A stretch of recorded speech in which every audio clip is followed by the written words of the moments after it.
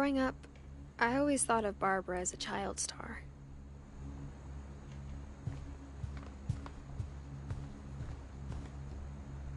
I never thought about how hard it must have been for her afterwards. Of all the stories people wrote about Barbara's death, I'm surprised Edie saved this one.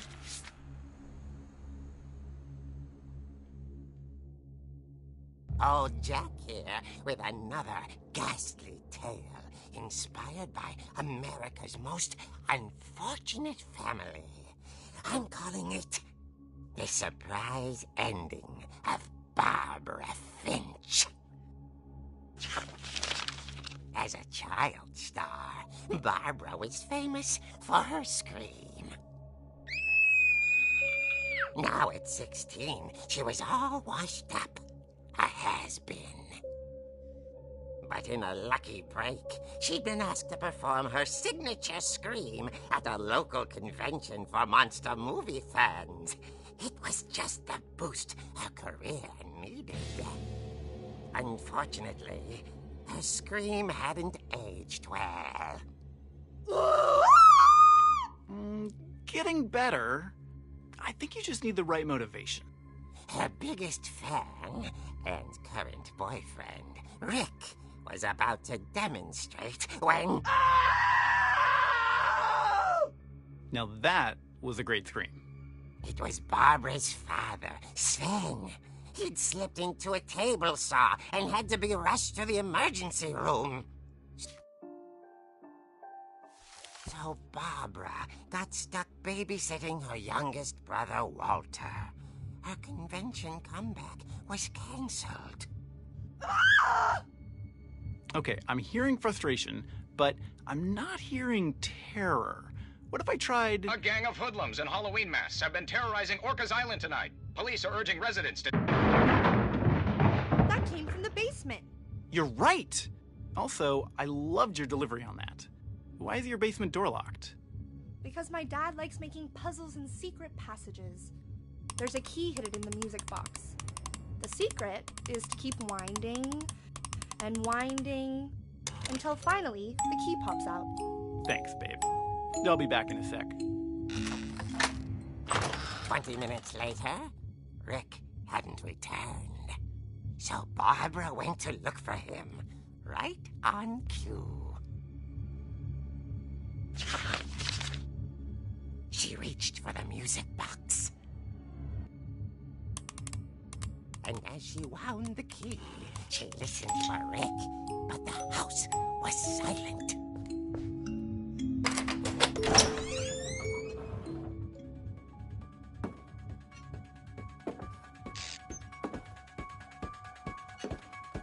She found Rick's crutch and imagined the worst.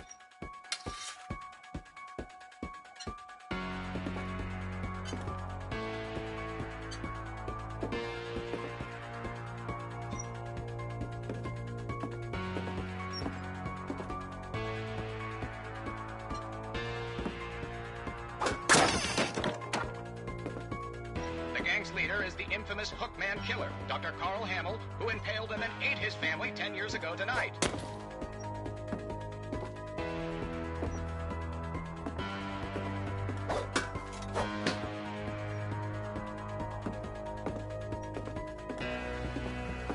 The old fridge rattled and grew still.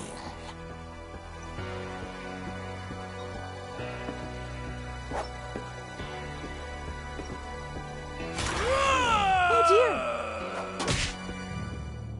Oh! Rick? Barb, relax. I was just trying to scare you to help you find your scream. Well, I'm not scared, Rick. I'm furious. Then act furious. All I'm getting from you now is that you're hurt and confused and you... She threw him out, but she kept a little something to remember him by. Barb, have you seen my other crutch? And she was still holding it when she fell asleep watching the late picture show. Hours later... Barbara! Walter, what's going on up there? Ah! Okay, I'm coming up, but if this is a trick, you're dead, Walter.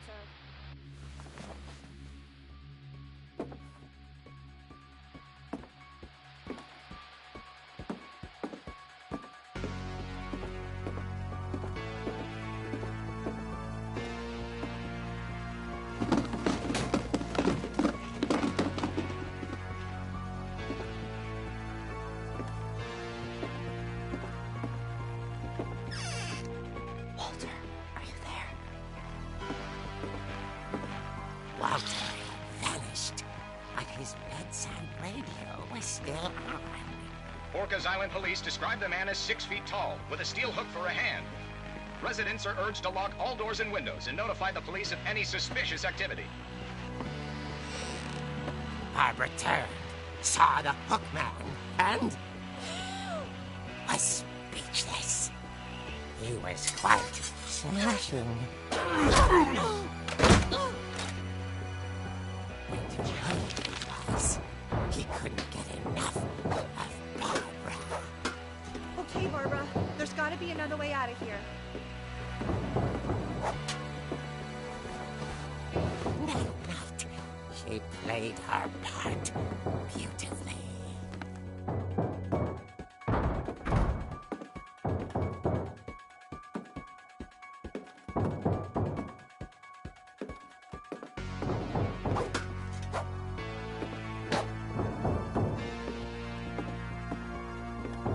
She thought about abandoning Walter, but just couldn't do it.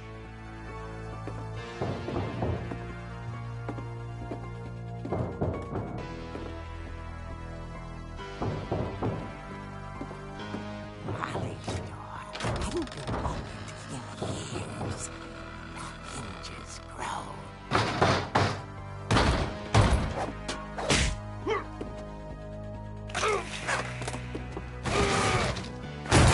He wasn't moving, but she sensed the story might not be over yet.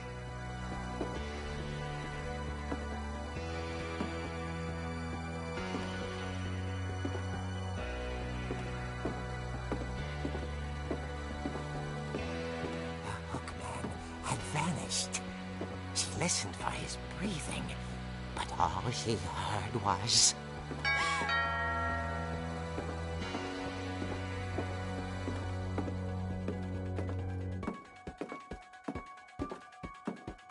At the door, she heard whispering. It was coming from inside the house.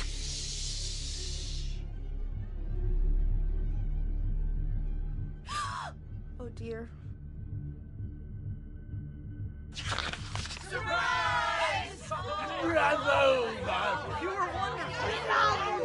The monsters had come to surprise her. For Barbara, it was a dream come true. Then she saw what kind of monsters they were, and she realized what was about to happen. She was going to be famous. And with her final breath, Barbara Finch gave the performance of her life.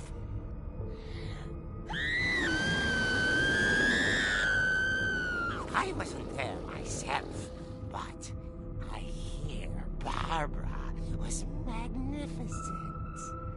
Poor girl. She had a taste for stardom, but...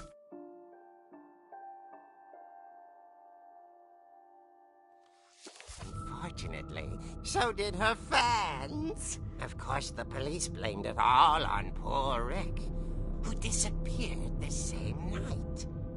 And little Walter? Hiding under his bed the whole time. He took it all pretty hard, but that's another story.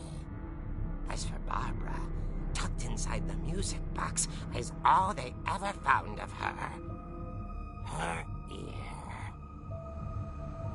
Now that's what I call a real eerie tale.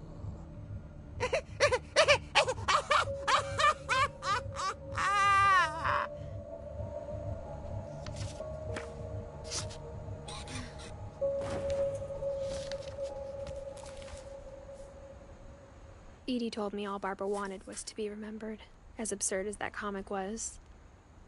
Maybe what Edie saw was a happy ending.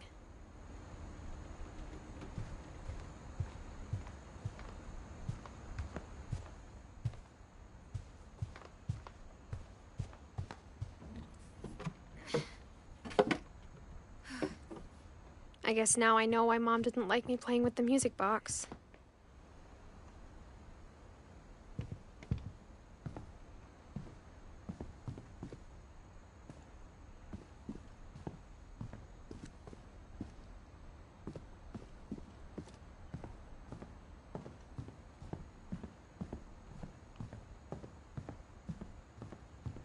It's funny. All those times I played with the music box and never found the basement key.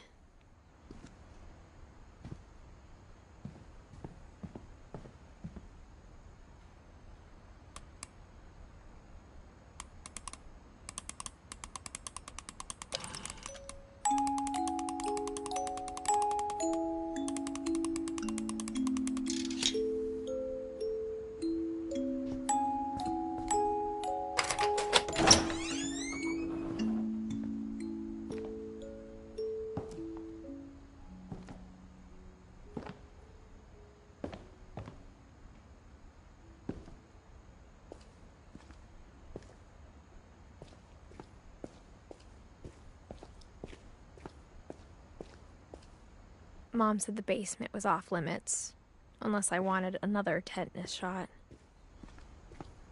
I saw Edie sneak down to the basement once, carrying packages. I thought maybe she was hiding presents.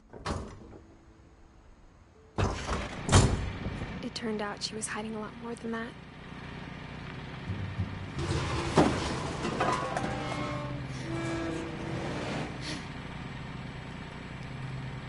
I remember asking Mom once about where Walter had gone. She said after Barbara died, he got as far away as he could. If there's a pattern in all these stories, I think it's that none of us has gotten very far. Goodbye, everyone. I can't believe I've been down here for 30 years. On that first day, after the shaking started, I didn't think I'd survive a week.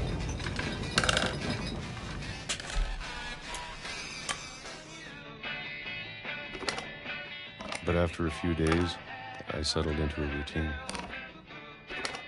That's what kept me sane. Having a schedule, living for today. I always expected to be dead tomorrow. But if you wait long enough, you get used to anything.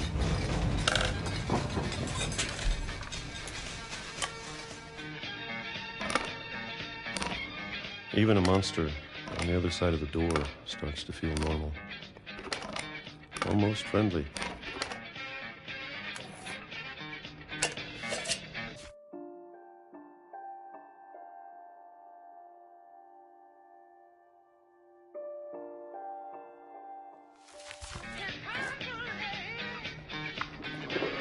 And then one day, everything just stopped. Whatever that thing was, it was gone. Maybe it got tired of waiting. Or maybe I just got tired of being afraid.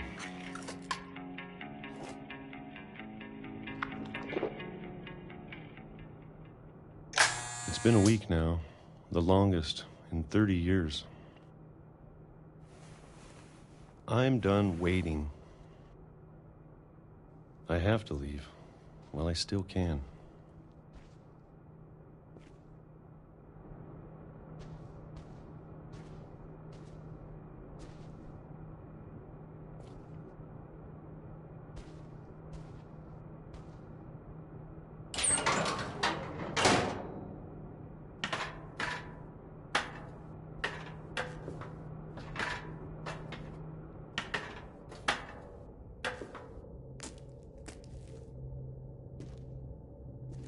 I know it's out there, somewhere.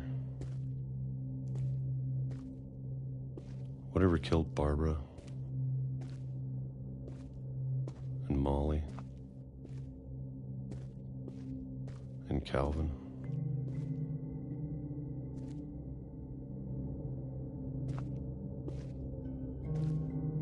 Maybe this is all a mistake. But I need to stop living the same day, even if it kills me.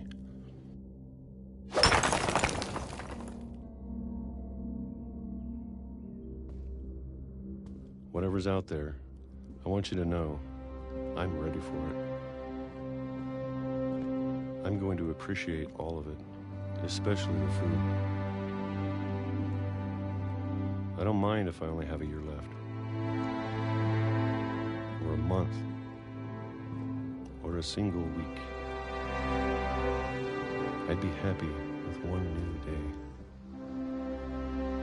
I can already imagine the sun on my face.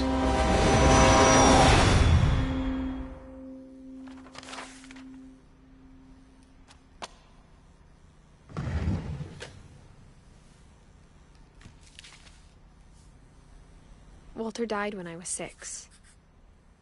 I can't believe my mom never told me he was down here.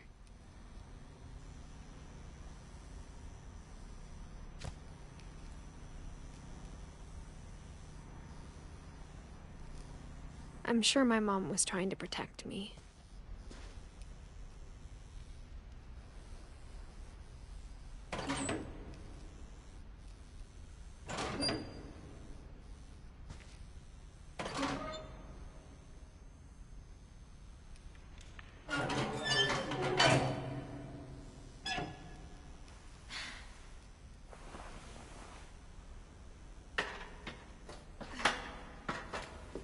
Maybe she was afraid I'd end up like Walter. But if she never told me about an uncle under the house, I can only imagine what else she was hiding. I don't want to make the same mistakes she made, trying to bury something that's still alive.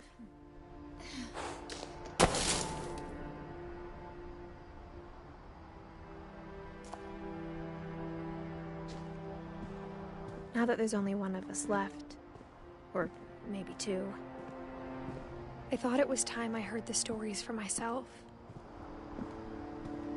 and found out what happened to everyone else. But now I'm worried the stories themselves might be the problem. Maybe we believed so much in a family curse, we made it real.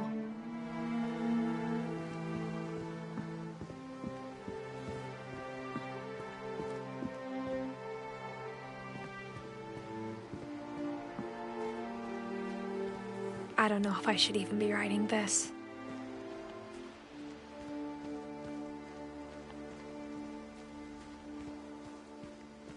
Maybe it'd be better if all this just died with me.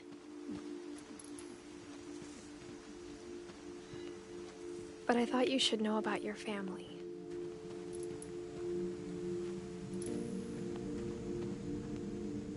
And the history you're a part of. Though, to be honest, I feel as lost as you probably do right now.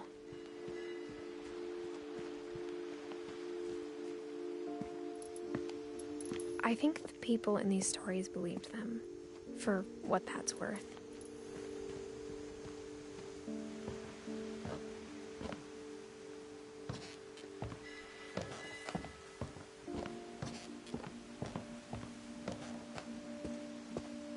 And when you look at the house, that history of imagination and stubbornness and madness, any of it seems possible.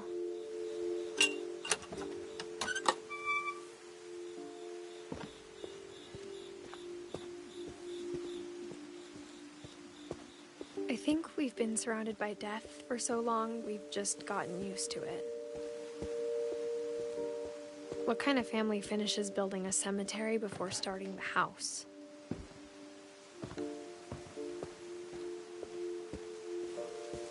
It's embarrassing for me to admit this, but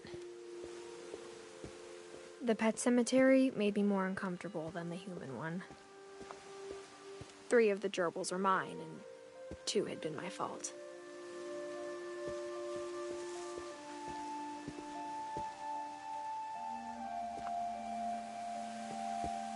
Sven built the house, but it was Edie who designed the cemetery.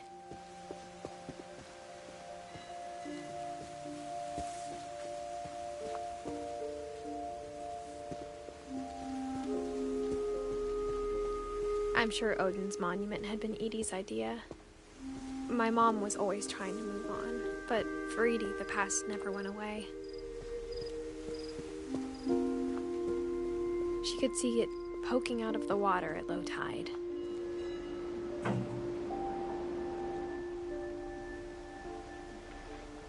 Edie said she dreamed about the old house every night.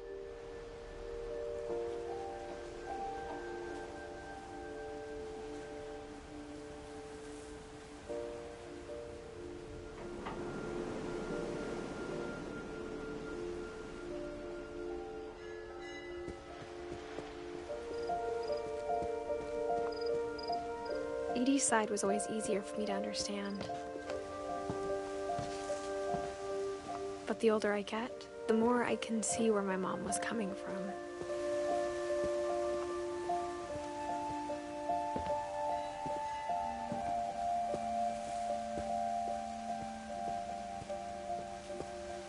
There's so many things I wish I could ask my mom now. Part of me thinks this is what she wanted all along. For me to come back someday and find everything out for myself.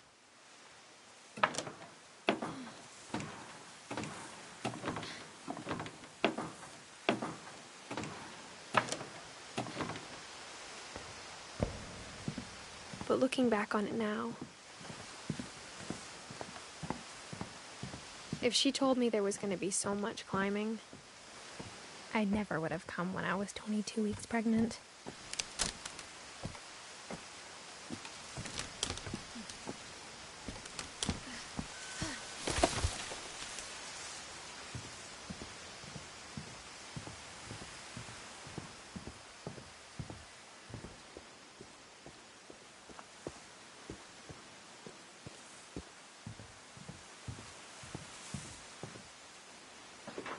I never met Grandpa Sam, but I think he and my mom had a lot in common.